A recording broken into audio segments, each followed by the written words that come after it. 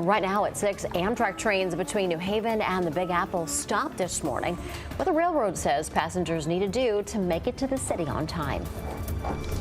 A video is circulating online after a Connecticut teacher went viral for going on a political rant, and some parents are not happy with what was said. We're speaking with those parents and the district about what's being done after that video went viral. A local woman who witnessed the crash that killed Trooper Pelletier is being honored. I'm Kayla Cade. Find out what investigators say she did after the crash. That was brave coming up. All local, all morning. This is Fox 61, Connecticut's news station.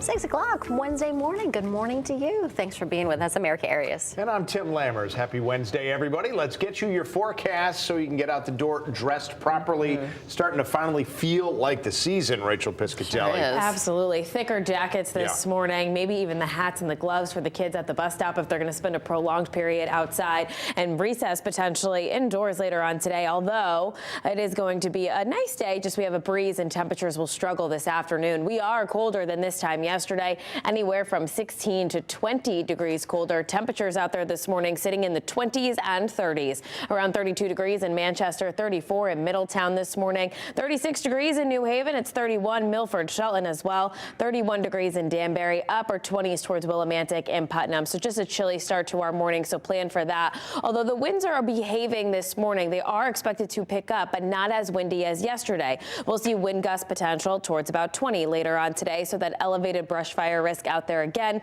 with a red flag warning posted for our state. Mostly sunny skies throughout the day. Temperatures moving to 43 degrees at 11 a.m. into the upper 40s to near 50 later on. 48 degrees in Torrington today, 50 in Bridgeport, and 50 degrees in Meriden, so slightly below average. Here's that red flag warning that I was talking about. We'll talk about any potential rain chances that are on the way. Unfortunately, it does look pretty limited at this point. 6:02, let's get a check on the road. Symphony, first time I get to say good morning to you. Yeah, good morning to you. And Rachel, this would be the perfect morning for seat warmers. Absolutely. If you have them. I didn't do it again. Yeah, I know. Okay. It's shocking. It's shocking. For you. I know. All right, thank you, Rachel. Let's get a quick update on how the morning commute is shaping up. We are taking a look at the conditions here in the capital city this morning as we check out 91 heading toward the 84 interchange this morning. Traffic volume picking up, but we are all clear so far. No major delays to report. That commute should take you about 3 minutes to get to the 84 interchange, and it's smooth sailing for you along 84 East heading toward the Hartford Tunnel this morning. That's going to take you about 5 minutes. And for those of you traveling along Route 2 West from Glastonbury, that's going to take you about 6 minutes to get to the Founders Bridge. Tim, Erica? Symphony, thanks. Amtrak service has been suspended between New Haven and Penn Station in New York due to a fire. It damaged the tracks. Yeah, now repairs are underway to try to get that line ready for service. It's just not ready yet. Amtrak is expecting things to pick back up around 2 o'clock this afternoon. And this is a look at the fire. When it was raging, it has since been put out. And Amtrak is encouraging all of you out there who travel between New York and New Haven to use Metro North trains to get to work and to school today. We're told that Amtrak tickets today can be used on Metro North. Just remember, Metro North runs to Grand Central Terminal, so if you need to get to Penn Station, you'll have to find an alternate way to get there. The walk in New York City is about 1 mile. A lot of parents voiced their concerns at a meeting last night after a teacher was put on leave. Yeah, as we've reported, that teacher was removed after a video on social media appears to show her threatening certain voters. Kate Pattyfoot's in Cheshire with more on what parents are saying. Parents are furious, to say the least. They are upset over how this incident has been handled, and they're disappointed in politicians on both sides of the aisle because they haven't publicly commented on the matter. I saw a woman in crisis, and then when I replayed it a couple of times, I got up from my table and went and locked my front door. That's what Amy Borden did after seeing a video from a Cheshire special education teacher that had been reposted online. Fox 61 is choosing not to show the video because we can't authenticate or determine how it was obtained. But in the video, the teacher is heard using obscenities and alludes to threats of violence against those who voted for Donald Trump. Borden is a Republican and has a special needs son in Cheshire Public Schools, which is why she felt the need to address the council at a meeting Tuesday night. We are the targets, our lives, have been targeted by an individual that cashes a paycheck from the town of Cheshire every week. She's not the only one who feels this way. Town Council Chairman Peter Talbot listed off other political incidents in town, including individuals with controversial signs standing in front of Town Hall. This kind of rhetoric has no place in our society and serves absolutely no purpose. Cheshire, we are better than this. I'm just tired of whispering.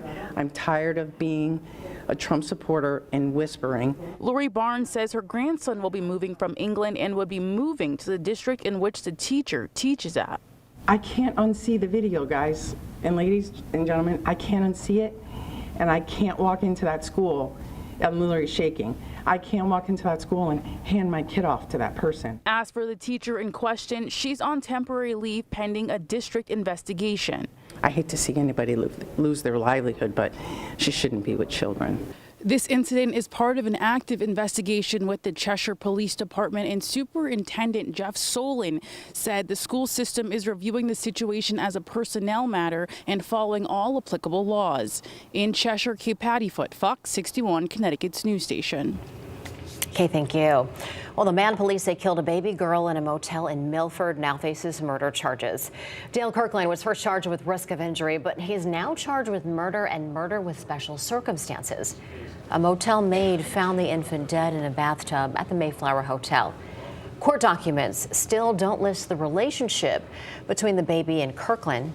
In his arrest warrant, police say Kirkland checked into the motel on August 20th with the child and left the next morning without her. Kirkland is set to be back in court in January. The city of Torrington spent yesterday counting ballots a week after Election Day. Yeah, the race for the 65th state House seat went to a recount, not because it was too close to call, but rather for a discrepancy recanvass. Officials say there were several issues on Election Day. There were faulty tabulator machines, some ballots had a printing error, and city officials said they were overwhelmed with the amount of early voters and same-day registration voters. Every vote counts, and we want to make sure that every citizen in the state, in the city of Torrington, can be reassured that their voice is being heard and the will of the voter is being adhered to. Well, this is the last state race to be officially called. Republican challenger Joe Canino declared victory over Democrat and incumbent Michelle Cook. This recount also impacted the race for State Senate District 8.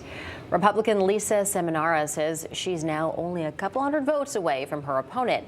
She took back her concession and now wants a recount for the entire district. Well, a Connecticut woman was recognized for her bravery during a horrific crash on an interstate. Yeah, you may remember back when Trooper First Class Aaron Pelletier was hit and killed while in the line of duty.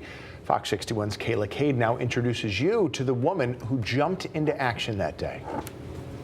A local woman received a tremendous honor Tuesday. She was recognized for her quick thinking and action after what was a tragic day in Connecticut when Trooper First Class Aaron Pelletier was hit and killed in the line of duty.